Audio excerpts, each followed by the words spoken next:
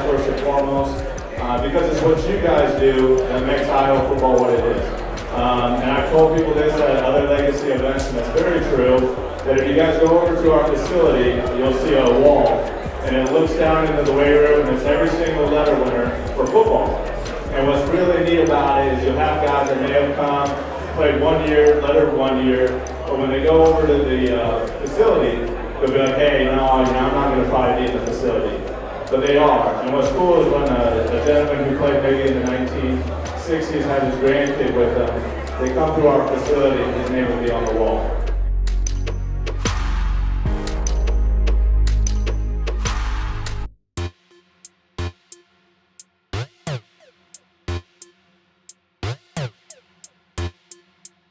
It was on this date, November 16th, that Iowa played its first football game against Grinnell College. 130 years later, the Hawkeyes and Minnesota Golden Gophers meet for the 113th time. The Hawks are looking to break out of a touchdown slump and keep that old bronze hog, Floyd of Rosedale, in the Iowa trophy case for a fourth consecutive year. Hi, everybody. This is Gary Dolphin alongside Eddie Podolak. We're at historic Kinnick Stadium in Iowa City for this great rivalry's latest chapter.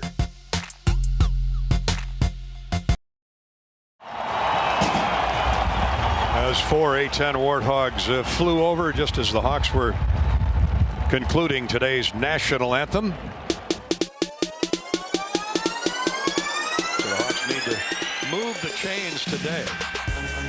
Here's a handoff on the edge. Getting to the edge is Goodson. He's at midfield, 45-40, and rolled out of bounds at the 39. What a play call by Brian Ferentz. It was a great play call because Minnesota had 9 people in the box.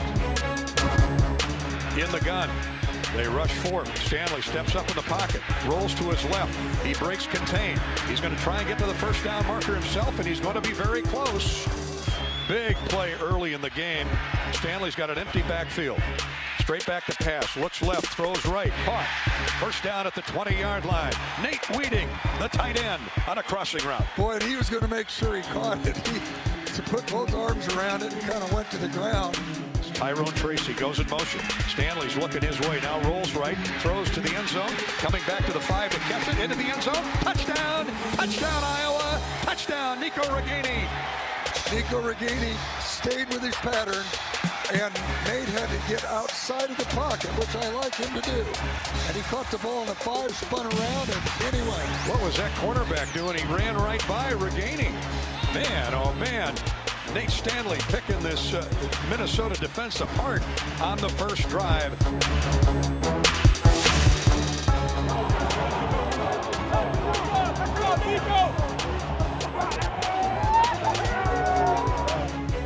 Here's Matt Morgan, throws it to the underneath guy. That's the tailback. Nowhere to run for Cam Wiley as he left the backfield, swung out to that wide side flat. Morgan was going to him all the way, and the Hawks had it smelled out. Yeah, they sure did, and linebackers running to the ball did a great job of surrounding him. Morgan steps up in the pocket. Down he goes, a sack. That Iowa defensive front shoved that big old Bluto line back toward Morgan. He tried to escape, but couldn't.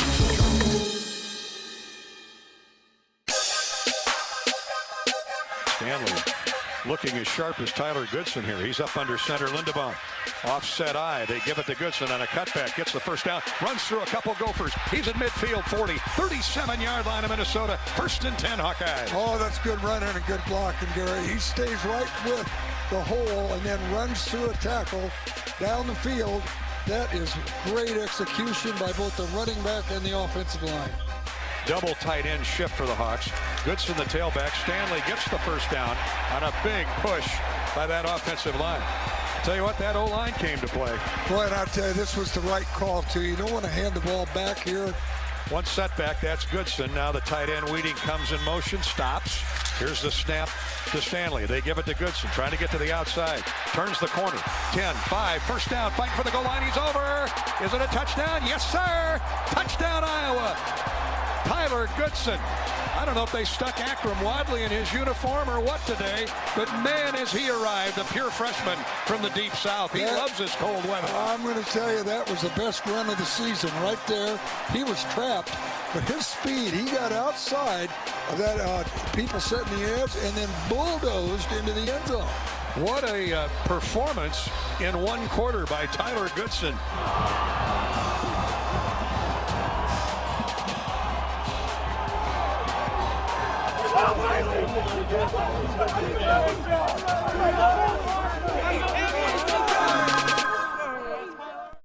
Second down, 8, call it. Iowa at its own 48-yard line. Stanley back to pass.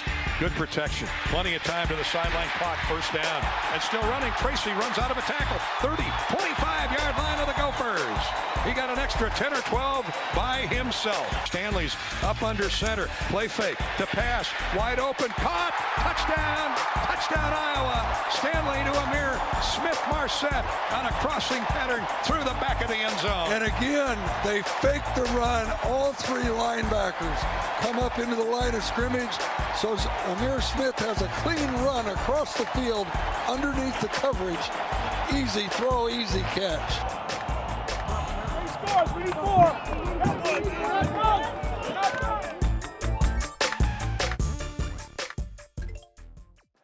The Heartland is brought to you by Mediacom.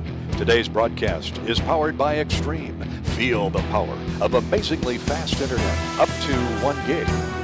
University of Iowa Healthcare. Changing medicine, changing lives.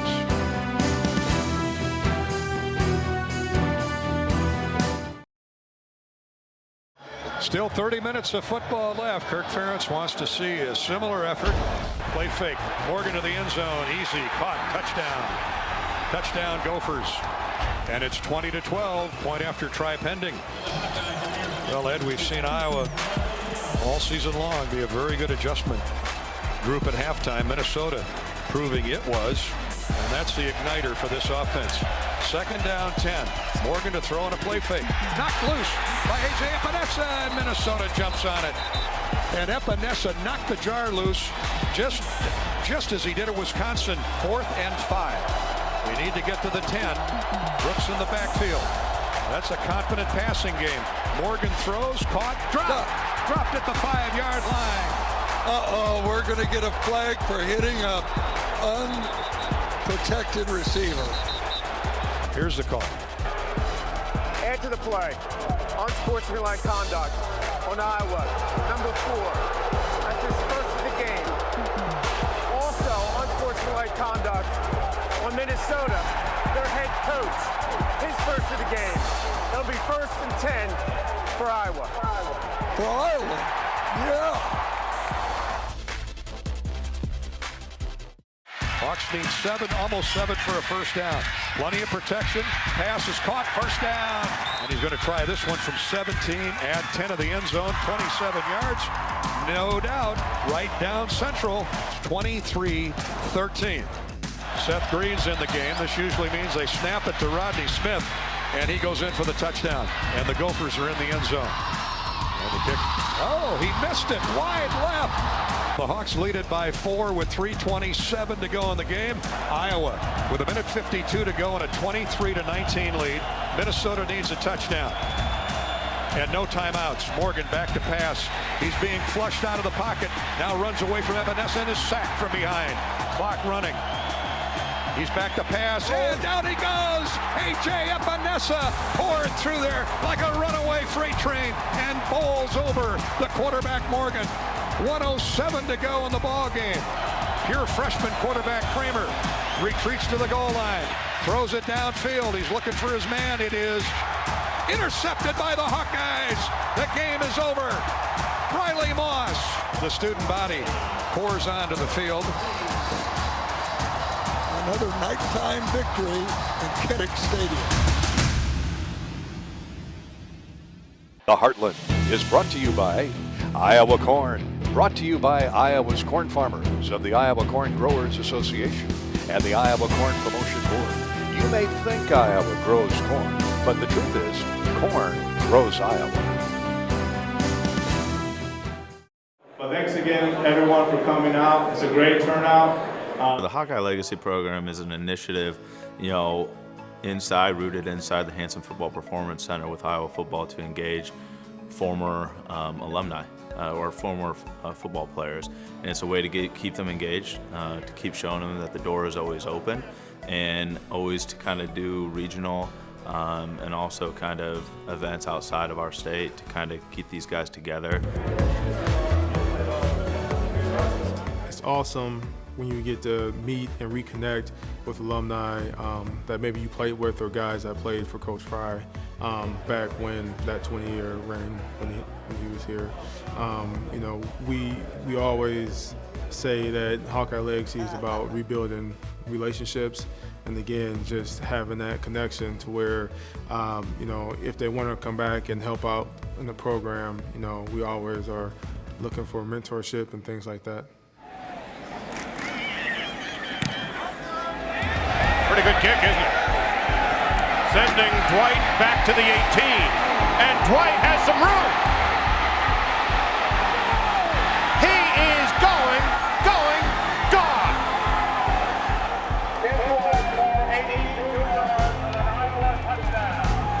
Hello. Keeps you young, right? And it reminds you of the house you helped build and how kind of build foundations for and examples for, and you feel part of the program still. I think it's important. It's, you go 4 or 5 years through here, and the amount of time and energy that you spend on trying to be a great football player and play in this incredible stadium in front of these incredible fans in the Big Ten, it's a lot. And when you get away from it, some guys make the NFL, most guys don't. You lose part of yourself a little bit.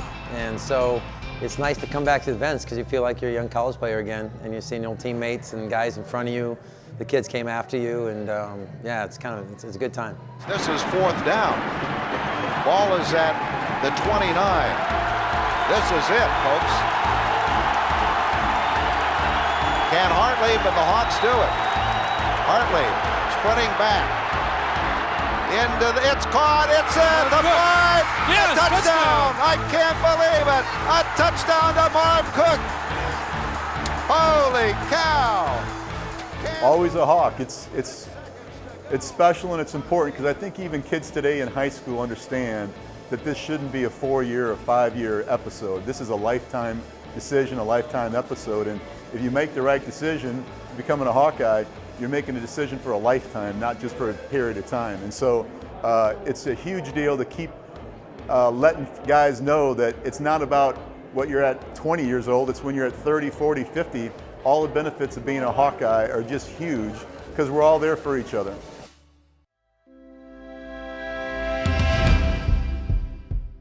I know I'm old, because I came here when we didn't have this stadium. We did not have a practice field and things like that. There were days in 1960, 68, 69 where it was snow on the ground and we're practicing outdoors. We couldn't even throw the ball. For me to be a part of an event like this, facilities where they have indoor training, end zone activities like this, it's like I come to a new world. This is not the Iowa Hawkeyes I knew. But I tell you what, I'm happy and proud for the Hawkeyes to come after me. There's a special, tight-knit, family feeling with Iowa. I think, once a Hawk, always a Hawk. Coach Ferentz and his staff do a great job of engaging with the players that are coming back every year, and everyone that's involved in the organization is great. So they do a great job in that. So thank you guys. Continue to have a great night. Let me know if you ever need anything. Go Hawks. We want to make sure that they knew that they're always welcome around here. We want to make sure that they knew that the door is open, and for guys that played back in the 90s or early 2000s, right, we're all starting to have kids, and so this building is built.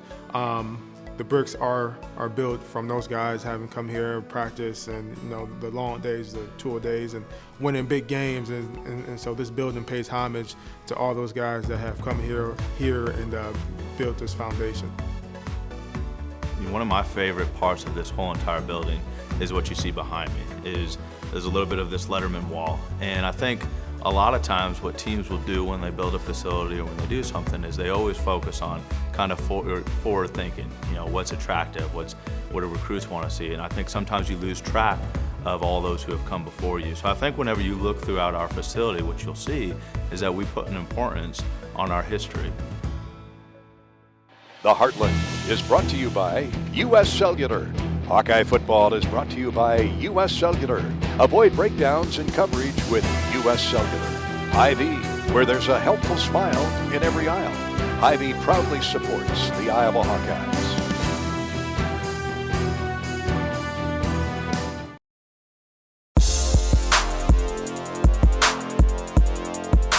I mean, we got the right look, so I would be open. I made a quick little move on the corner covering me, and he jumped a little bit to the inside. Stanley rolled out to the right, gave me a nice ball. I made a little move and got in the end zone. It was a pretty awesome moment. Scoring my first time in Kinnick, so something I'll never forget, definitely. I mean, he's just a ridiculous running back. Being a true freshman here, making plays like he does, it's pretty incredible. I think he ran over 2 or 3 people to get into the end zone, so I saw it firsthand. It was right in front of me, trucked 2 guys and got in the end zone. The crowd was into it. We were all into it, and it got the momentum going for sure. I just kind of read it and came off the edge. I didn't even see me. Neither really did the quarterback until I was right on him. And yeah, the quarterback went down, and I kind of just got up, and it was just like one of the greatest feelings because it was just a turn of momentum, and I was there like out of my teammates. It's really the first game I got back from my injury. It was just an incredible feeling. So beforehand, I had spoke to the D-line. We get a break before every series, every time we're on the field, and I broke it down with them, and I told them, I said, this moment's on us, it falls on us, it falls on the defense, it falls on us as a D-line. This is what we live for, this is what we train for, these moments like this is on the biggest stage, biggest moment of our football career. It comes down to these plays. And I think it really hit home to some of the guys, because when we got out there, everyone was going, everyone was running, everyone was playing hard, and we took advantage of some things and were able to get to the quarterback twice in that series and force an incompletion. So yeah, it was all about just the mindset going out there and being ready to go. It's going to be extremely surreal, I already know. I mean, it just goes so fast being here for 4 years now. Just really to try to take it all in and just play our best football collectively and get the win.